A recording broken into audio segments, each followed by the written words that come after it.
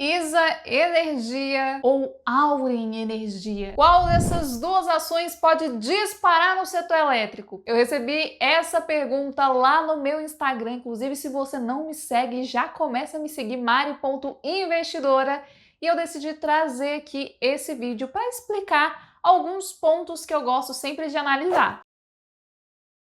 Então vamos lá. A gente tem as ações da ISA Energia com o final 3 e com o final 4. Vamos dar uma olhadinha na diferença em renda? Vamos abrir aqui as ações com o final 4. Vamos abrir as ações também com o final 3. Vamos colocar aqui ISA com o final 3. E vamos colocar aqui a Auren, ou Auren. As ações com final 3 pagaram média de quase 5%, tá custando aí R$ 31. E as ações com final 4, nossa, custando bem menos, pagando 6%.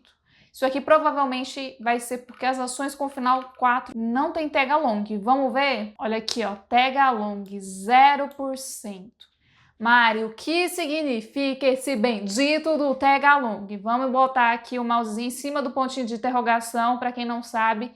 Isso aqui sempre coloca as informações, é um mecanismo de proteção aos acionistas minoritários. Um tag along de 100% significa que o acionista receberá 100% do valor da ação em caso de venda da empresa. Beleza, Mari, então se essa empresa ela for vendida, ou seja, outra empresa for lá e comprar ela, eu vou receber o mesmo valor que o dono majoritário? Exatamente, se tiver 100% de tag along. Se não tiver nada, quem comprar não te deve a menor satisfação. Ah, Mari, mas não é bem assim. Lê de novo, você quer que eu leia? Brincadeiras à parte, é exatamente isso, tá? Por isso que, Mari, isso tem possibilidade de acontecer? Raramente, mas eu não gosto de correr esse risco, não sei vocês. Por conta disso, eu prefiro as ações que têm pelo menos 80% de tag along. Então vamos dar uma olhadinha aqui no tag along das ações com final 3. Olha, 80%, é o mínimo para mim. Então não vou analisar as ações com final 4, por mais que elas paguem um pouco mais em percentual de dividendos. Então, primeiro ponto aí analisado, vamos para os indicadores fundamentalistas. Vou passar rapidamente por todos eles, tá? Por todos eles não, mito. Por alguns deles que eu acho interessante a gente sempre analisar de primeira mão. Primeiro, dividendo. Vamos avaliar o histórico. Olha, historicamente é uma ação que às vezes paga um boom de dividendos que explode 18%, mas no ano seguinte, 5%. Isso aqui é muito ruim. Por quê? Porque o investidor às vezes entra achando que isso aqui é recorrente, ou seja, que vai continuar nos próximos anos, e não. Se a gente pega a média de dividendos que o investidor está conseguindo receber aqui, ó, isso dá menos de 7%. Tem aqui 5, 2, 5. Vamos excluir esses aqui que são extraordinários, né? A gente tem mais 5 aqui, 3, 6... Então, assim, na média, excluindo esses dois grandes aqui, que foi em 2018 e em 2021, a gente não tem rendimentos tão estrondosos assim. E na Auren, vamos dar uma olhadinha, paga a média de 4% nos últimos 12 meses, custa próximo de R$10, está caindo nos últimos dias que eu estou analisando, lembrando que eu estou analisando no finalzinho de fevereiro, tá? Provavelmente esse vídeo vai demorar um pouquinho sair para vocês aqui do canal, porque eu estarei regravando aulas de imposto de renda para os meus alunos. Mas então vamos lá, dividendos de Auren Brasil, 22% em 2023, já começa assim. No ano de 2022, nem 1%. No ano de 2023, 22%. Vou falar um negócio para vocês, quando a esmola é muito alta, o santo precisa desconfiar. Então vamos lá, vou confiar nisso aqui 100%, que isso aqui vai continuar? Não, não temos um dividendo tão legal assim não. Então vamos dar uma olhada aqui, ó, payout, vamos olhar o histórico. Nossa senhora, nada a ver esse payout aqui, bem nada a ver. Vamos dar uma olhada para margem líquida. Nossa, 2023 teve prejuízo. Que empresinha, nada a ver. Calma, às vezes você tá olhando e falando, por que é nada a ver, Mari? Por quê? Vamos lá. Dividendo 2023 pagou 22% de dividendos, mas em 2023 ela teve prejuízo. Como que a empresa tem prejuízo e paga um boom de dividendos. Tipo assim, isso não é legal para a empresa. Ela já está começando com o pé esquerdo. Porque se eu tenho prejuízo, a minha prioridade é deixar dinheiro em caixa para que no próximo ano eu consiga crescer ainda mais e aí sim remunerar um pouco mais os meus investidores. Se eu tenho prejuízo e distribuo renda, ok, tá tudo certo. Mas o que vai acontecer depois? E esse prejuízo aqui, isso pode afetar a empresa? Pode, e muito.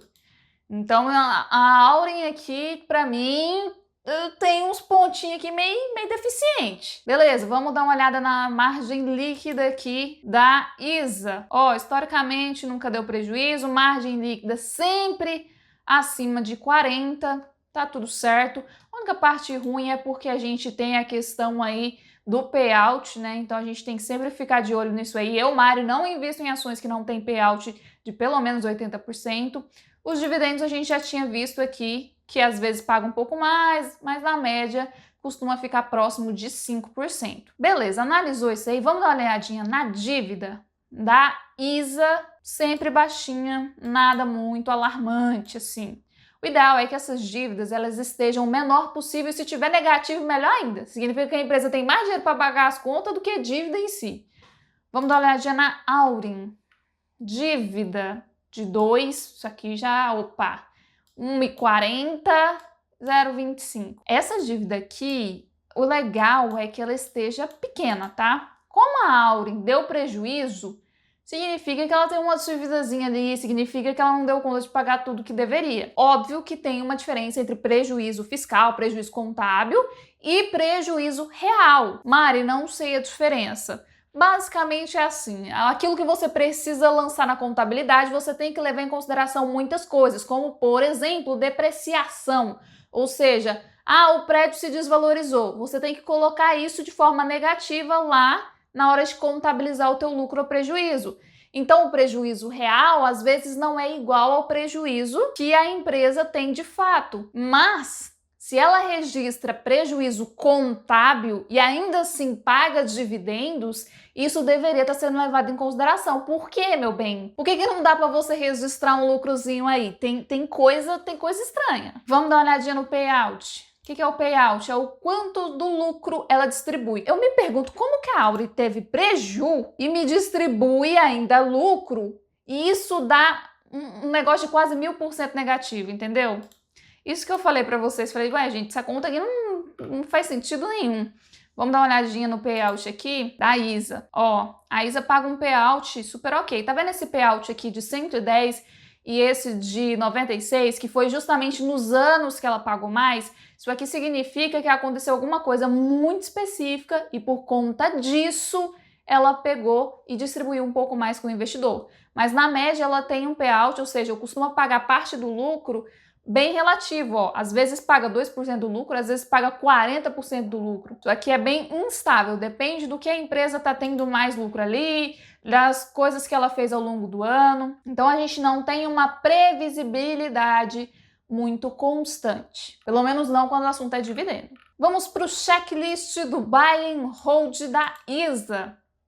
É uma empresa que tem mais de 5 anos na bolsa, é uma empresa que nos últimos 5 anos teve lucro, não registrou prejuízo, tem um ROI super ok, a empresa tem crescimento de receita. O que é crescimento de receita? Todo ano ela vende mais do que no ano anterior. Isso é positivo. Só que a empresa não tem liquidez diária acima de 2 milhões. A empresa nunca deu prejuízo, beleza? Isso aqui é ótimo. A empresa paga mais de 5% nos últimos anos? Pagou. Mas aquele negócio, né? Na média deu mais de 5, mas teve ano que não chegou nem a isso. Mas tudo bem.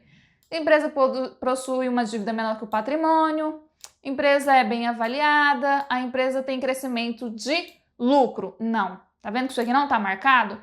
Qual que é a diferença de crescimento de lucro e de receita? Lucro é o que sobra para a empresa, receita é o que ela vende. Então, se não teve crescimento de lucro, significa que ela aumentou as vendas, mas também aumentou as despesas. Isso aqui não é positivo. Vamos avaliar aqui com alguns indicadores. Eu gosto de avaliar a ação com o índice do Bovespa. Na verdade, eu não gosto, não. Eu costumo avaliar raramente para fins didáticos mesmo, ó, vamos lá. Avaliando ela aqui, comparando com o Ibovespa e comparando com o índice de Small.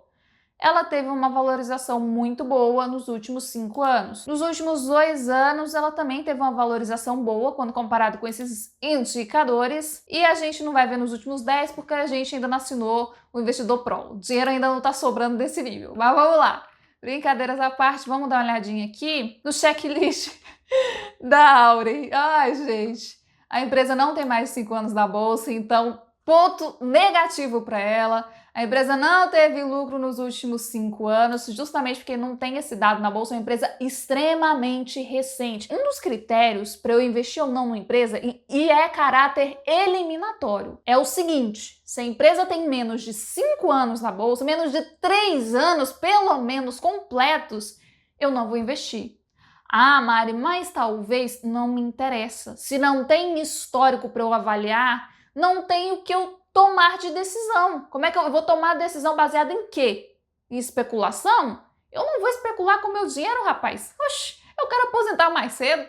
Vamos lá, vou colocar em qualquer coisa? Não. Prefiro pecar pela precaução do que enfiar a cara num negócio que pode ser um erro. Mas vamos lá.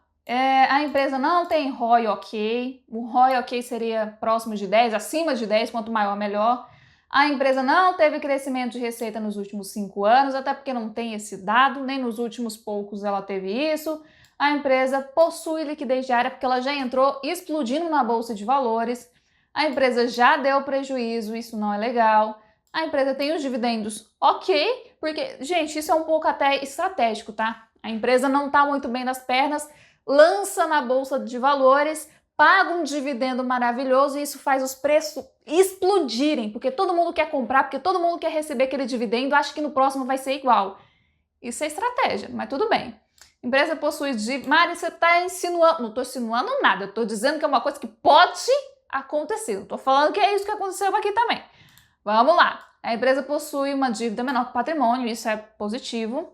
E tem crescimento nos lucros dos últimos 5 anos? Não tem? Beleza, vamos lá. Já não gostei muito disso aqui, mas vamos lá. Se a gente comparar aqui com o Ibovespa, com o Small e com o IDIV, a Auren nos últimos 5 anos perdeu feio, desvalorizou menos 65%, justamente pelos resultados ruins, e nos últimos 2 anos também. Então não teve resultados muito legais. Antes de eu dar a minha opinião meramente baseada em quase nada, porque eu não fiz uma análise aprofundada e essa análise que eu fiz aqui não é suficiente para a gente decidir se vai ou não investir, mas antes de eu dar a minha opinião, deixa aqui nos comentários qual das duas vocês prefeririam investir. Mas vamos lá, qual que é a minha opinião? A Auren, ela tá focada 100% no Brasil, a ISA também. Eu acho legal quando dá uma diversificada, mas tudo bem, as duas estão aí. Só que a Auren, ela tem hidrelétrica, eólica, outros e comercialização. Quando ela fala que ela tem hidrelétrica e eólica, significa que ela é uma geradora de energia, tá? E a ISA é o quê? Uma transmissora de energia. Normalmente, as transmissoras costumam ganhar um pouco mais do que as geradoras, tá? Só que no longo prazo, as geradoras também conseguem um lucrinho bom, se souber diversificar ali e tudo, e aqui ela tem uma diversificação super ok. Só que mais 50% vem da comercialização de energia. Isso aqui pode ser bom, mas pode gerar inadimplência. Então, eu, Mari, não acho interessante a Auren, justamente porque ela não passa nos meus critérios eliminatórios, que é a questão de ter mais, pelo menos 3 anos na bolsa, mas para mim tem que ter mais de 5 se for ação. E a ISA, me incomoda o fato dela não ter TH long, então significa que ela dá prioridade para certos tipos de investidores, e aí eu gosto de empresas que trazem uma coisa legal para o investidor e que tem esse TH long. Então, assim, entre as duas, eu acho que a Auren, ela entrou na Bolsa de Valores. Lembra do boom que eu falei? Porque ela paga bons dividendos e tal? Se a gente olhar aqui, ó, por um prazo maior, ela teve uma queda, depois ela subiu.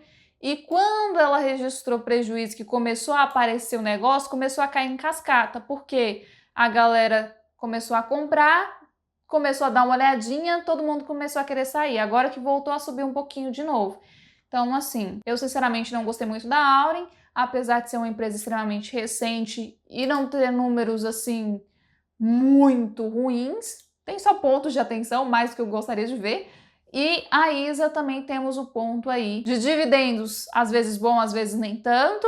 E essa questão de tag along para quem quer investir nas ações com o final 4. Mas se você quer aprender como analisar de forma profunda, bem criteriosa, as melhores ações, os melhores fundos imobiliários, os melhores investimentos internacionais, clica no primeiro link da descrição que eu vou te ajudar o ano inteiro com o meu curso Investidor em 6 Passos. Lá tem aulas gravadas que você consegue assistir em menos... Se você assistir uma por dia, você vai ficar ali no máximo um mês e meio assistindo, porque são aulas muito específicas, bem explicadinhas, bem passo a passo, e aí você tem o ano inteiro para me perturbar, falar, Mari, tô com dúvida nisso daqui, a gente tem nossas análises de carteira, inclusive a última análise foi loucura. A gente tem também nossa comunidade, temos a questão também do imposto de renda, que os meus alunos recebem tudo em primeira mão, tem a planilha de controle para eles, e vai ser uma honra te ver por lá. Eu espero que vocês tenham gostado desse vídeo. Me sigam no Instagram se vocês ainda não me seguem, no @mari.investidora. Um beijo e até mais!